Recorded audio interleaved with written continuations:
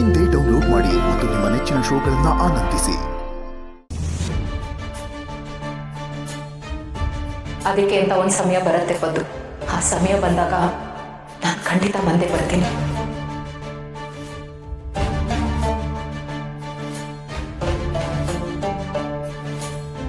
ನಂದಿನಿ ಅಮ್ಮವ್ರ ಸಮಯ ಬಂದಾಗ ಬರ್ತೀನಿ ಅಂದರು, ಮಗಳನ್ನ ಭೇಟಿ ಮಾಡ್ತೀನಿ ಅಂದರು.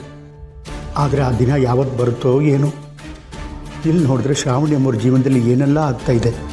ಇಂಥ ಸಮಯದಲ್ಲಿ ಯಾವುದೇ ಹೆಣ್ಗಾದರೂ ತನ್ನ ತಾಯಿ ಜೊತೆಲಿರಬೇಕು ಅನಿಸುತ್ತೆ. ನಂದಿನಿ ಅಮ್ಮವರು ಈಗಲಾದರೂ ಶ್ರಾವಣಿ ಅಮ್ಮವ್ರ ಹತ್ರ ಬರಬೇಕು.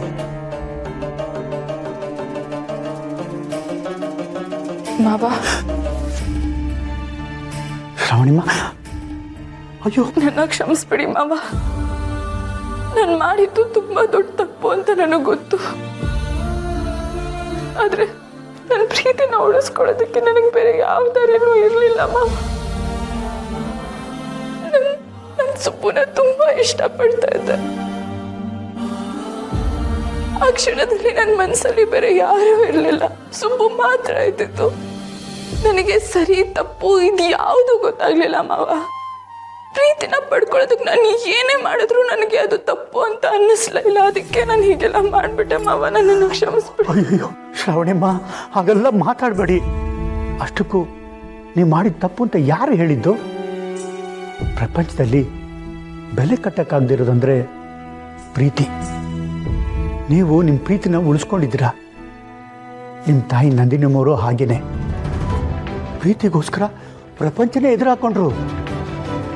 ಪ್ರೀತಿಸೋ ಜೀವಗಳು ಒಂದಾಗಬೇಕು. ಅದಾದಾಗ ಮಾನ, ಬಿಗುಮಾನ, ಅವಮಾನ ಎಲ್ಲ ಸರಿ ಹೋಗುತ್ತೆ. ಈ ಪದ್ದು ಯಾವತ್ತಿದ್ರೂ ನಿಮ್ಮ ಜೊತೆಲಿರ್ತಾನಮ್ಮ. ನಿಮ್ಮ ಪ್ರೀತಿ ಗೆಲ್ಲೋವರೆಗೂ ಈ ಪದ್ದು ನಿಮ್ಮ ಜೊತೆಲಿ ನಿಲ್ತಾನಮ್ಮ, ನಿಲ್ತಾನೆ. ನಂಗೆ ಈಗ ಸಮಾಧಾನ ಆಯಿತು ಮಾವ. ಆದರೆ ಸುಬ್ಬು ಮನಸ್ಸಲ್ಲಿ ಏನಿದೆ ಅನ್ನೋದೇ ನನಗೆ ಗೊತ್ತಾಗ್ತಾ ಇಲ್ಲ. ಸುಬ್ಬುನ ಒಪ್ಪಿಸಿ ಮದುವೆ ಮಾಡಿಸೋದು ತುಂಬ ಕಷ್ಟ ಇದೆ ಮಾವ.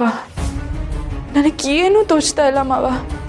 ಈ ಸಮಯದಲ್ಲಿ ನನಗೆ ಆ ದೇವರೇ ಸಹಾಯ ಮಾಡಬೇಕು. ಆದರೆ ನನಗೆ ನಂಬಿಕೆ ಇದೆ ಮಾವ. ನೀವು ಹೇಗೆ ನನ್ನ ಪ್ರೀತಿನ ಗೆಲ್ಸೋದಕ್ಕೆ ನನ್ನ ಜೊತೆಯಾಗಿ ನಿಂತಿದ್ದೀರೋ ಅದೇ ಥರ ಯಾವುದೋ ಒಂದು ಶಕ್ತಿ ನನ್ನ ಜೊತೆ ಇದ್ಕೊಂಡು ನನ್ನ ಪ್ರೀತಿನ ಗೆಲ್ಸುತ್ತೆ. ಆ ನಂಬಿಕೆ ನನಗಿದೆ. ಮನಸ್ಸಿನ ಯಾವುದೋ ಒಂದು ಮೂಲೆಯಲ್ಲಿ ಒಂದು ಧೈರ್ಯ ಇದೆ ಮಾವ. ನಾನು ಅದನ್ನು ನಂಬ್ತೀನಿ.